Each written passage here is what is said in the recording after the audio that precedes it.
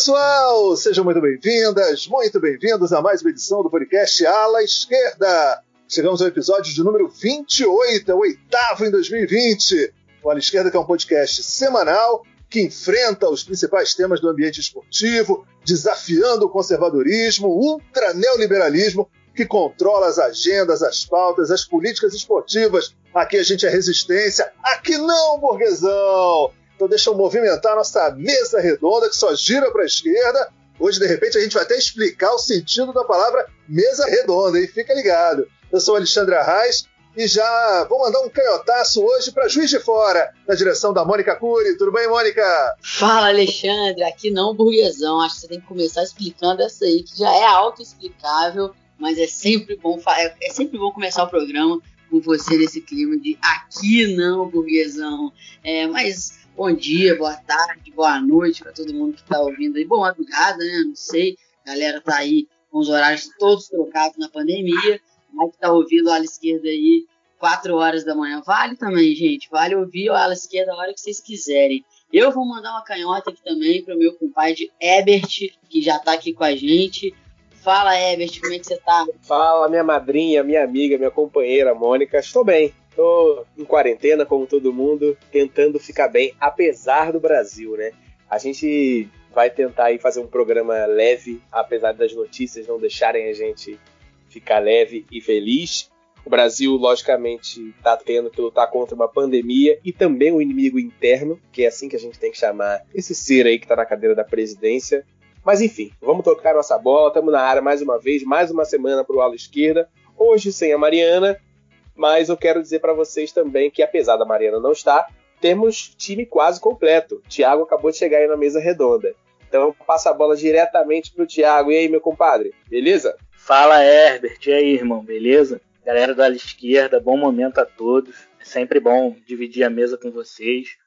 Hoje, como o Herbert falou, a gente vai tentar fazer um programa mais leve, né? Apesar do momento que a gente vive, apesar das circunstâncias e desse imbecil que tá aí na presidência. Mas não vou demorar muito. Já vou passar a bola para o Alexandre de novo, para ele colocar tema na mesa e a gente seguir em frente. Beleza, gente, é isso mesmo. Como vocês falaram, a galera que está acostumada a ouvir o Ala Esquerda sabe que a gente está toda semana aqui encarando esse desafio de problematizar a realidade do esporte. A gente sabe que ela é dominada hoje, infelizmente, por gente, seja na esfera da gestão das federações, das confederações, ou mesmo no ambiente dos clubes. Muita gente só tem interesse mesmo em transformar o esporte numa mercadoria, ganhar dinheiro com isso, lucratividade com isso, não leva em consideração o esporte como direito.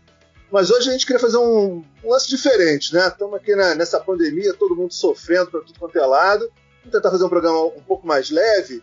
E eu, há umas semanas atrás, estava conversando com uma amiga minha, Jacinta, que eu gosto muito, e eu estava até brincando, depois de conversar com ela, falei assim, a Jacinta abriu mão de algumas palavras no vocabulário dela. Então, por exemplo, ótimo, maravilha, ela não usa mais. Toda vez que tem uma coisa boa, ela fala, isso é show de bola, isso é show de bola. Isso é impressionante como a linguagem do futebol, ela se incorporou na nossa linguagem do dia a dia, né? Como tem expressões só do futebol que são legais para a gente saber qual é a origem, como é que elas são usadas, por que elas surgiram, né? Como é que elas continuam sendo usadas até hoje, e algumas expressões que a gente usa no dia a dia, o tempo todo, né? Impressionante. A gente já não tem nem mais essa dimensão de que é algo que vem do futebol. Já está praticamente incorporado. Eu até tive a curiosidade de dar uma olhada, né, no dicionário do Wise, tem mais de 600 verbetes que nas suas explicações usam expressões do futebol. Para ter uma ideia de como ele está impregnado no nosso dia a dia, né, na nossa forma de se expressar, na nossa linguagem, a nossa língua portuguesa. Então acho que a ideia hoje é a gente ter uma conversa aí, lembrar algumas expressões bacanas que tem no futebol, no esporte de uma forma geral, o que a gente usa no dia a dia, o que gente que a gente conhece e que também usa essas expressões para se comunicar, enfim, e também expressões bacanas que existem no universo do futebol e que a gente só entende depois de fazer alguma pesquisa. Eu vou dar uma levantada de bola, essa não é uma expressão do futebol, é mais do vôlei, mas também dá para usar no futebol, né? E vou deixar a bola quicando, olha aí, mais uma para vocês também entrarem de sola, olha só, é uma atrás da outra.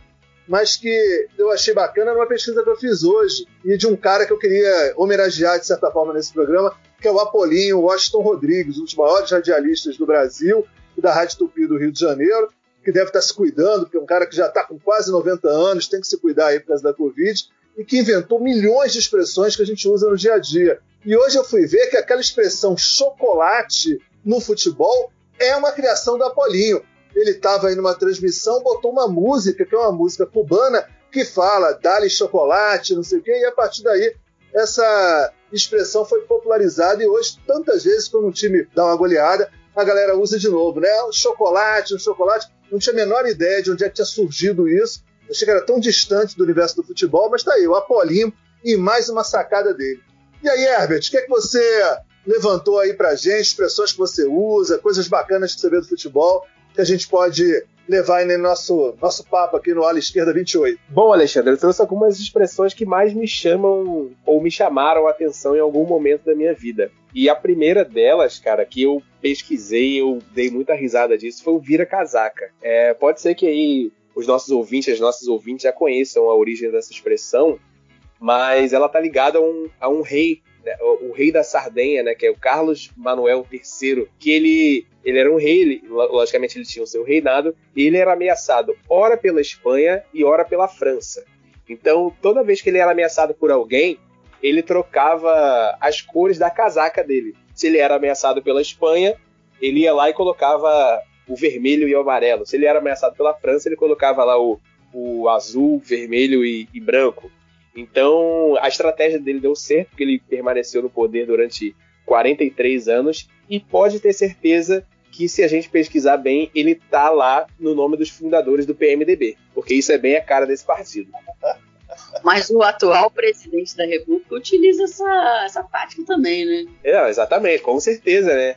Até porque, embora ele haja do jeito que ele vem agindo aí há 30 anos, mas como ele sempre foi do baixo clero da política brasileira, ele sempre foi fisiológico, né? De partidos fisiológicos, que são bem a cara dessa expressão, que é o vira-casaca. Pois é, eu quero começar, não é nem com uma expressão, mas com uma palavra que não dá para falar de futebol sem usar essa palavra, que no início era só um substantivo e virou até verbo, porque é base do futebol, né? Que é a palavra torcedor, que na verdade nem surgiu como torcedor, surgiu como torcedora. E aí a galera que torce pro Fluminense deve estar um pouco familiarizado com essa história, porque tem lá no museu, nas Laranjeiras, tem lá explicando de onde vem essa palavra. E aí eu vou dizer aqui para vocês, que eu não sei se todo mundo conhece, não sei se todo mundo sabe, mas antigamente, né, quando o futebol surgiu aqui no Brasil e aí no Rio de Janeiro, muitas torcedoras burguesas, né, da elite e tal, porque era um esporte elitizado, iam lá para as arquibancadas das Laranjeiras com as suas luvas, seus chapéus e tal, toda emperequetada. E aí, na hora dos lances, elas tiravam as luvas, porque era calor e tal, Rio de Janeiro. Na hora dos lances mais apreensivos, assim, mais difíceis, elas começavam a torcer aquela luva, né? E aí, o jornalista Coelho Neto, nas suas crônicas, nos jornais do Rio de Janeiro na época, denominou essas mulheres de torcedoras, porque elas estavam ali torcendo as suas luvas. Essa palavra já está totalmente implementada no vocabulário brasileiro, já está no dicionário. Todo mundo sabe o que é, não precisa nem explicar mais, e serve para todos os esportes hoje em dia. Foi assim que surgiu com nós mulheres na arquibancada, surgiu essa palavra base do futebol e dos esportes em geral. Não só dos esportes, né, Mônica? Porque o verbo torcer, né, o gerúndio dele, o torcendo, a gente pode torcer por qualquer coisa. A gente pode torcer pela recuperação das pessoas, a gente pode torcer pelo impeachment do presidente, exatamente. Então, esse outro sentido da palavra, que não é o sentido original mesmo de torcer alguma coisa, ele se deve única e exclusivamente por conta dessa história das torcedoras, né? Sim, exatamente. É o que fala lá no Museu das Laranjeiras. Visitem, que tem muita história legal lá. E aí, Thiago, o que você trouxe pra gente, irmão? Bom, então a Mônica falou de uma palavra que surgiu em um jogo do Fluminense. Eu vou falar da palavra volante, que é uma expressão brasileira para uma posição de meio campo, defensivo, né? E essa palavra volante começou a ser usada no futebol. Não tem nada a ver com volante de carro, de ônibus, nada disso. Era um jogador de meio campo, um argentino chamado Carlos Volante, que jogava mais recuado, ajudando na defesa. Isso não era muito comum, né, na época, por volta dos anos 40, que os jogadores de meio campo eram praticamente todos ofensivos. Certa vez uma lesão tirou ele do time, ele ficou impossibilitado de jogar, e o treinador do Flamengo tinha que explicar para o reserva dele, na época, que ele tinha que jogar na posição do volante, fazer aquela mesma função. E daí o termo pegou e passou a ser usado no Brasil, e hoje é motivo de muita discussão e até reclamação de alguns corneteiros, que é um termo que eu vou usar mais para frente. Pegar esse gancho desse exemplo, Thiago, que você falou que era um volante. O volante era argentino, né?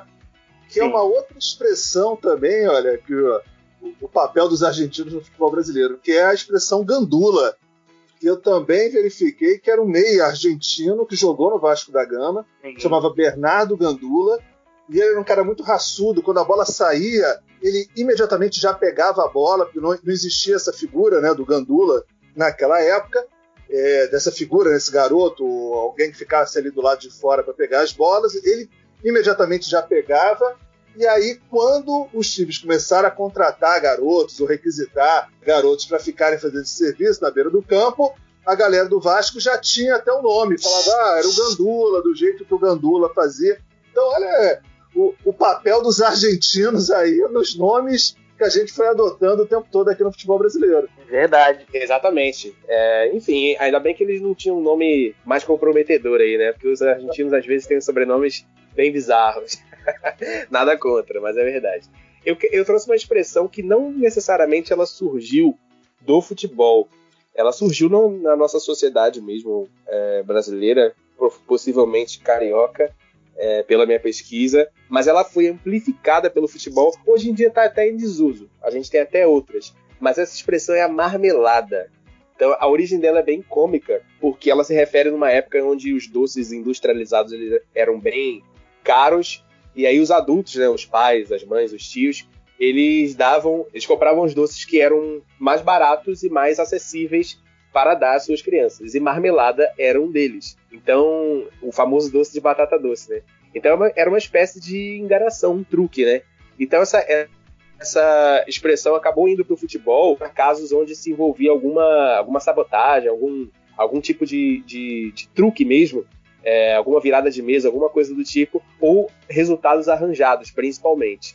E eu acho curioso porque tem uma relação aí que talvez a gente precise de um estudo sobre isso. Pelo menos aqui no Rio, no subúrbio do Rio, e o Thiago não vai me deixar mentir, tem uma relação aí dos doces com o futebol, né?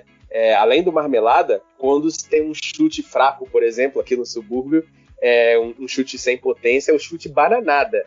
E quando se tem, por exemplo, um passe errado ou uma bobeada que resulta em gol, a gente chama essa jogada de entregar a paçoca. Então eu acho maneiro demais isso, porque tem tudo a ver com doce e futebol, né? Mas veio daqui de Minas, tá? Essas expressões aí de doce, das fazendas, isso aí já é falado aqui em Minas desde o tempo do EPA aqui, sabe? Mas tô brincando, eu não sei quem que passou isso pro futebol, não. Mas marmelada é um termo usado aqui em Minas pra tudo, pra tudo.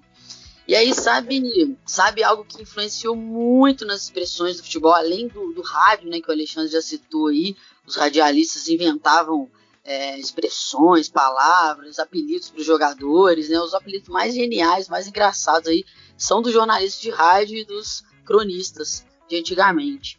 Mas teve uma coisa que influenciou muito as expressões do futebol, que é o jogo do bicho e as corridas de cavalo, que eram duas coisas que a galera do futebol gostava muito, assistia muito também, e foi levando pro futebol, né? Por exemplo, a palavra craque. Craque é a palavra que todo mundo fala, todo mundo sabe o que é, mas de onde veio isso, né? E veio justamente da corrida de cavalo. Eu trabalhei por anos num agente credenciado do Jockey Club da Gávea, então essas expressões relacionadas com corrida de cavalo eu sei quase todas, e muitas são utilizadas no futebol. Craque na corrida de cavalo, é denominado para você chamar o melhor cavalo daquele páreo, né? Eles chamavam de crack horse, que era o melhor cavalo, o cavalo que todo mundo sabia que ia ganhar, e era o craque. Então, pro futebol se transformou naquele jogador que, tipo, faz a diferença ali no campo e é o jogador que todo mundo acha sensacional, o craque, né?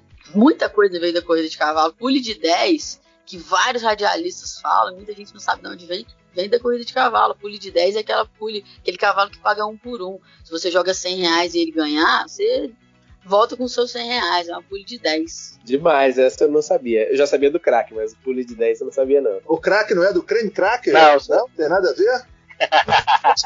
O último biscoito da pacote era o crack. Não. Cara, eu tava tentando levantar algumas expressões, né, bacana. Algumas não tem uma explicação, né? Eu até comento aí pra galera, uma dica cultural. Tem um autor, né, o Mário Prata, que ele escreveu vários livros de humor e tudo mais, e ele pega frases do dia a dia, a vaca foi pro brejo, não sei o quê, e ele faz uma criação humorística em cima das possíveis origens dos nomes das coisas.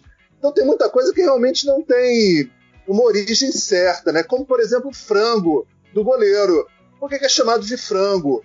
Tem gente que acha que é chamado de frango porque no galinheiro, na hora de pegar o frango corre e aí é difícil de pegar. Tem gente que acha que há muitos anos atrás, quando você queria agradar alguém, você dava um frango, era como se estivesse presenteando alguém. Então, você tomar um frango é como se estivesse presenteando o adversário. Mas ninguém sabe muito bem a origem. Assim como a banheira, né? A banheira porque o cara estava lá, largadão, parado. Não sei, não tem uma explicação assim, muito clara, se daquele momento em que isso foi criado, quem foi que sacou essa expressão. Mas você vê, né? Adotada completamente e uma linguagem muito popular, muito fácil para todo mundo usar, participa de todas as transmissões esportivas e do papo também da gente quando está acompanhando os jogos, né? Bom, sobre essa do frango, eu prefiro ficar com a primeira explicação, porque receber o frango é muito mais fácil do que você catar um frango no galinheiro, né, não, Alexandre? Isso aí a gente lembra daquela cena clássica do filme do Rock Balboa. Eu prefiro ficar com essa imagem. Então, eu vou trazer aqui... A gente falou sobre a seleção de 70, a gente fez um programa falando sobre isso. A Mônica citou o João Saldanha, um técnico que preparou aquela seleção e que foi demitido pouco antes da Copa, possivelmente, provavelmente por motivos ideológicos, né? E ele, que era jornalista, também criou essa expressão, a zona do agrião, que é aquela parte da área onde a grama não cresce, né? E aí, segundo João Saldanha, somente o agrião, que é uma folha mais resistente, teria força para crescer naquele local. Achei curiosa essa também. Isso tá ligado, inclusive, Thiago, não é nem a expressão que eu trouxe aqui, mas o próprio termo pelada também não tem uma explicação, uma origem certa, mas uma das explicações que existem é que tem esse nome porque nos campos de várzea sempre tem aquele meio de campo ali que não tem grama, né? Então é um campo pelado, então é uma área que é pelada no campo. Isso me remete por exemplo, como é chamado esse tipo de jogo na Bahia, que ninguém sabe, pelo menos não do meu círculo, que é baba. Os caras falam assim, vamos jogar um baba. E ninguém sabe explicar o porquê que se chama baba. Mas enfim, deixa eu trazer outra expressão aqui que eu achei muito curiosa, porque essa daqui vai em outro país, atravessa o Atlântico, volta pra cá, lá tem outro sentido, aqui tem outro sentido, que é o virar a mesa. Eu achei muito curiosa essa expressão, porque ela tem origem no jogo de gamão, que é um jogo de tabuleiro muito popular aqui também no Rio de Janeiro, pelo menos nos subúrbios. Hoje em dia eu não vejo nem tanto, mas eu lembro bem disso na minha infância, de ver os mais velhos ali jogando na praça e tal. E o gamão, ele é um jogo que na Inglaterra ele tem o nome de mesa, na verdade table, né? E esse jogo ele tem uma regra que permite, em certos momentos e circunstâncias do jogo, que o jogador que ele está perdendo, ele dobre a aposta e ele vire o jogo ao seu favor. Ele literalmente vira a mesa ao seu favor. Então, aqui no futebol, pelo menos no futebol brasileiro, ele ganhou uma conotação ali, artimanhas jurídicas, de batalhas jurídicas, de reversão de resultados. Aliás, todos nós três aqui temos histórico com nossos clubes de reversão de resultados, alguns mais, outros menos, mas temos. Mas essa expressão, por exemplo, na Inglaterra, que é turn the table, ela significa você reverter uma situação ruim. Não necessariamente é algo ilegal, é algo que vai ser mais mal visto, mas você sair de uma situação muito ruim para uma situação boa ou uma situação mais confortável, tranquila, ou até mesmo uma história vencedora. É a famosa jornada do herói, né? Então, turn the table, eles usam lá também fora do futebol. E aqui no Brasil também eu conheço algumas pessoas que usam. Talvez não seja tão popular quanto lá na Inglaterra, mas, enfim, também tem gente que usa. Virar a mesa. Muito boa, essa eu não sabia não, Herbert. Isso é boa. Eu vou trazer duas palavrinhas aqui, que uma a grande maioria sabe porque a gente fala ela, duas palavras com a letra Z. E a outra eu duvido que a galera saiba, que é zebra e zaga. Zebra todo mundo sabe, porque vem do jogo do bicho. A zebra é um animal que não está no jogo do bicho. Então, quando dá zebra, é tipo impossível. É uma coisa que não era para dar, não tem como dar. E aí virou isso. E essa expressão de deu zebra, ela não vale só pro futebol, né? Vale pra nossa vida. Ixi, deu zebra. Até na política a gente fala isso, no dia a dia, enfim. É uma expressão muito usada, uma palavra muito usada. E zaga, a galera acha que vem de zagueiro. E é exatamente o contrário. Zagueiro é que vem de zaga. Né? Zaga é uma palavra em espanhol que define a última linha de uma tropa militar. Olha que massa. E aí é a última linha do time também, né? Que tá ali defendendo o mais importante, que é o seu gol. E aí virou zaga depois que veio o zagueiro, que é uma derivação ali, que aí é o zagueiro, né? O cara que faz parte da zaga.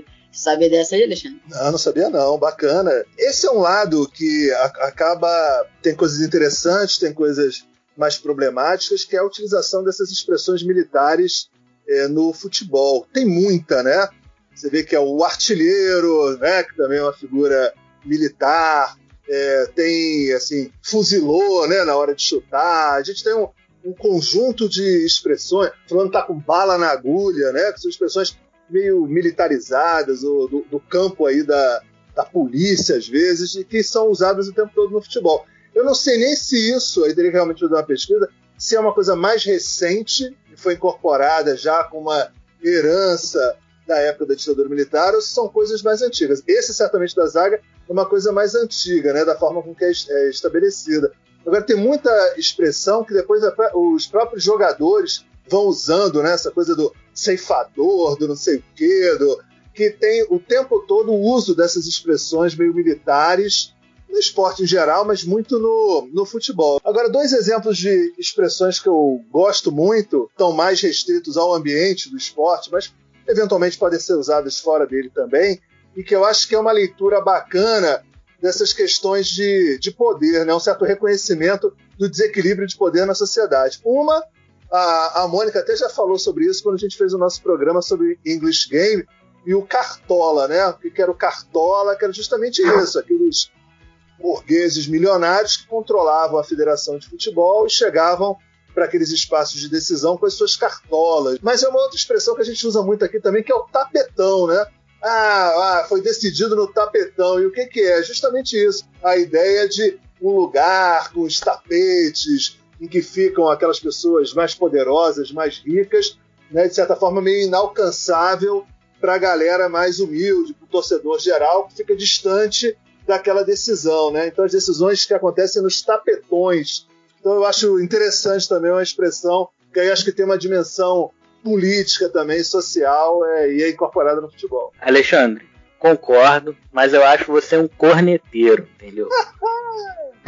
É isso, corneteiro, vou trazer essa expressão. E serve muito para a gente fazer um link com o momento atual, que a origem da expressão corneteiro vem do boi corneta. Eu confesso que eu pesquisei e não sabia disso. O nome vem do boi corneta. Um boi que com seus mugidos consegue reunir parte do rebanho em volta dele. Então, assim... Que isso? Gado. Famoso gado. Exatamente. A gente pode chamar aquelas manifestações perto ali do Palácio do Planalto, que estão ocorrendo todo domingo, o pessoal pedindo para fechar o STF, para fechar o Congresso, a gente pode chamar de uma aglomeração de corneteiros. É exatamente isso. Vem o boi corneta, que é o nosso excrementíssimo presidente da República, junta aquele gado e a galera fica lá mugindo, né, passando vergonha. Mas a expressão corneteiro no futebol vem do boi corneta. É bem curiosa essa, achei bem divertido. E eu lembro também muito do Filipão, né, no Palmeiras, com a turma do amendoim, que rendeu episódios bem divertidos também. Show de bola! Eu gostei muito dessa explicação, Thiago. Gostei muito dessa origem. Apareceu também na minha pesquisa, mas você explicando foi melhor ainda. Confesso que eu não conseguiria fazer tão bem. Eu quero trazer um termo aqui que é do futebol, usado aqui, não só no futebol, em outros esportes também, mas que já é um tema praticamente transparente, né? Que é o lanterna, ou lanterninha, como muitos se referem. Esse termo vem de uma tradição de corridas e expedições e caminhadas noturnas em que o último colocado é responsável por carregar uma lanterna e iluminar o caminho dos outros. Então, o termo lanterninha vem daí. Um outro termo bem interessante também é o termo mesa redonda. Ele vem também de uma tradução de uma expressão em inglês que é round table, em que o rei Arthur, o lendário rei Arthur, né, ele mandou construir para os seus amigos uma mesa redonda, uma tábua redonda, em que todos eles iam comer juntos, iam se reunir, iam conversar, e que não havia lugares de honra, né, nem nada que os diferenciasse. Então, essa expressão, todos eles eram iguais ali, pelo menos naquele momento. Então, essa expressão mesa redonda, ela está no futebol, mas está em também qualquer tipo de conversa onde que entende-se ali uma relação horizontal, né, que você vai estar conversando no olho e de igual para igual com a pessoa. Então achei bem curiosa essa história da mesa redonda também. Muito massa, essas expressões são... Por que a gente está falando disso aqui no programa, né? Eu acho legal demais a gente ter esse tema, porque parece que é um tema futebol, mas não é, né, cara? Porque tem tudo a ver com política isso, tem tudo a ver com o que a galera entende. A gente está falando expressões, palavras que a galera não sabe de onde veio, mas todo mundo sabe o que significa, né? Se a gente falar bola fora, com uma pessoa que nunca assistiu futebol, a pessoa sabe. Se a gente falar, pô, aí sim, você marcou um gol, hein, comigo. Quer dizer, você ganhou ponto, você mandou bem, né? Aos 45 do segundo tempo, todo mundo entende essas expressões. E tem muito político que utiliza essas expressões para chegar na galera, né? Porque, cara, é isso que a gente tem que discutir, assim, na área progressista e com os jornalistas e as nossas lideranças mesmo. Porque tem muito líder de esquerda que chega e fala trocar os ministros causa descrença no país, a credibilidade das políticas públicas daquela pasta vão para o limbo e talvez o problema esteja no escalão acima. Pô, é muito mais fácil você falar isso numa linguagem, às vezes, futebolística, que todo mundo vai entender. Tipo, a gente fica trocando de técnico, os jogadores não têm mais segurança e confiança, o problema pode ser a diretoria. Olha só, porque é muito mais fácil explicar uma coisa, né?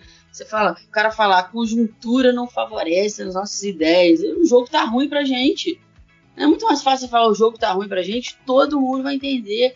É uma coisa muito legal da gente discutir aqui, porque influencia na nossa vida diretamente, né? Às vezes a gente utilizar esse vocabulário que a gente tá falando aqui nesse programa é muito mais tranquilo para a gente explicar uma situação econômica, uma situação política do país. Então, agora que a gente está chegando ao fim desse programa, acho que o tempo está já acabando aí, eu vou fazer uma coisa diferente aqui, já que a gente falou já de expressões que todo mundo está acostumado, não sabe de onde vem, eu vou falar aqui de uma expressão típica de Juiz de Fora, típica do meu pai, dos amigos dele, meus primos, da galera que frequentava o Turf ali aqui em Juiz de Fora, que ninguém sabe no país inteiro, porque é só da galera aqui, que é José Alexandre, cara. É um cara aqui de Juiz de Fora que fazia jogo do bicho, fazia jogo de cavalo, e ele era um cara muito confuso, assim, a gente jogava uma parada, ele escrevia outra, aí ele não sabia quem que tinha pagado, quem que não tinha pagado, era uma confusão só, assim, e essa expressão virou, assim, aqui de fora, muita gente fala isso. Um abraço pra galera do Turf aí, meus primos, meus tios, enfim. Mas a gente fala, nossa, que Zé Alexandre que deu isso, cara. Zé Alexandre, esse maluco que fazia tudo errado. e que no final às vezes dava certo, às vezes não, e que deixava todo mundo maluco, assim. Direto a gente assistindo um jogo de futebol, a gente fala, nossa, que Zé Alexandre que deu. E aí é isso, cara. Se eu falar isso aqui, galera, vocês já sabem, tô livre pra falar isso aqui agora com vocês. Que Zé Alexandre que deu, hein? E quem quiser entender, que volte a esse episódio, né não, Mônica? Exatamente. Quem quiser entender, vai lá pro episódio 28, que tá a explicação lá da minha família, da galera do turf do futebol daqui de Juiz de Fora. Beleza, então reta final aqui do nosso programa, deixa eu só comentar algumas palavras, como a gente usa, né? A gente às vezes nem se toca mais da incorporação dessas expressões no nosso dia a dia. Mas abre o jogo, né? Fulano, pô, tá escondendo aí, abre o jogo. Ou então, pô, como é que falou um negócio, pô, entrou de sola. Então, tabelinha. Alguma coisa. Uma tabelinha, vamos fazer uma tabelinha aqui para resolver o problema. Pô, bateu na trave, quase conseguia, né? Então, isso aí não tá mais pra mim, não. Vou pendurar a chuteira, né? A expressão que outro dia estavam comemorando aí não sei quem foi, um jogador de vôlei, de basquete, pendurar as chuteiras. Pô, chuteira que é uma expressão tão do futebol, mas acaba sendo incorporado mesmo em outros esportes que o cara nem usa chuteira, né? Fulano bate um bolão, aí podem interpretar como quiserem essa expressão, né? Aí, suar a camisa, vamos suar a camisa para fazer uma coisa. São realmente muitas expressões bacanas, mas aí eu vou terminar aqui com uma pergunta aí para todo mundo e uma tese aqui que eu estou desenvolvendo. A primeira é perguntar se vocês já foram muito deixados para escanteio. Olha aí, depois vocês me respondem. E a outra é o seguinte, é uma expressão que é assim, põe na fita. Aquela expressão assim, poxa, de vez em quando, conheci fulano, conheci a amiga de não sei quem, pô, me põe na fita, né? Pô, é uma essa forma é velha, cara. A galera hoje usa Tinder, Alexandre. Isso é velha demais. Põe na fita. O que é o põe na fita? Eu não acho que é fita de música, não. Minha teoria aqui que é o seguinte, a fita quando você disputa a maratona, não sei o quê, que você tem que, quando você cruza a reta de chegada, tem aquela fita, né, para você cruzar. Então, para eu não ter que encarar a maratona inteira, quando chega no final, então me põe na fita, quer dizer, me põe já no finalzinho, para eu não ter que correr toda aquela fase de azarar, ver como é que é, conhecer. Não, já me põe na fita, que já é. Então, o que vocês acham dessa minha tese? Eu gostei, Alexandre. Nunca tinha pensado nisso, cara. Gostei. Sua explicação aí foi ótima. Melhor do que a original, eu acho. Se é que tem uma original. Faz todo sentido. Bom, eu gostei também e eu vou já responder a sua pergunta, Alexandre. Eu já fui algumas vezes colocado para escanteio, acho que como todo ser humano, mas às vezes que eu fui colocado para escanteio, eu sempre tentei o gol olímpico. E aí fica o segredo se eu consegui ou não. Mas o gol olímpico também é uma expressão que surgiu por conta de um jogo entre Uruguai e Argentina, que os argentinos venceram com um gol, uma cobrança direta de escanteio. E como o Uruguai era bicampeão olímpico, né, era celeste olímpica, foi uma forma dos argentinos ali debocharem, chamando esse gol de cobrança direta de gol olímpico. Isso aí é completar que a regra tinha acabado de ser validada. Meses antes não valia o gol direto de escanteio. E aí, como o Uruguai era o campeão olímpico e a Argentina se aproveitou da nova regra, eles usaram isso para provocar os uruguaios. Aí, o ala esquerdo também é história. Enfim, como eu disse, a gente está partindo agora para a reta final. Então, gostei muito de fazer esse programa nesse estilo. A gente estava precisando de algo para rir um pouco, de algo mais leve. Espero que os nossos ouvintes, as nossas ouvintes curtam também. Como eu disse no começo do programa, tá difícil viver no Brasil. E é isso. Eu gostaria de dizer que vocês encontram o Ala Esquerda no Spotify, Google Podcast, Deezer, YouTube e no seu agregador de podcast favorito. Então não tem desculpa para não escutar o Ala Esquerda. Beleza? Passo aí para a Mônica para ela fazer a despedida dela. E até semana que vem. Valeu, galera. É isso, até semana que vem, galera. Fiquem bem, cuidem-se, fiquem em casa. E não deixa dar nenhum Zé Alexandre, não. Vamos bola pra frente. Isso aí, Mônica. Vocês podem acompanhar a gente nas redes sociais. O Twitter é @alaesquerda7 e o Instagram é _esquerda7. E já que a gente está falando de expressões que surgiram no futebol, ou expressões que surgiram para o futebol, eu vou dar a dica aqui vocês de lembrarem também que a gente já fez um um ala esquerda com expressões que não cabem mais nos estádios. É o nosso programa de número 6. Boa, Thiago.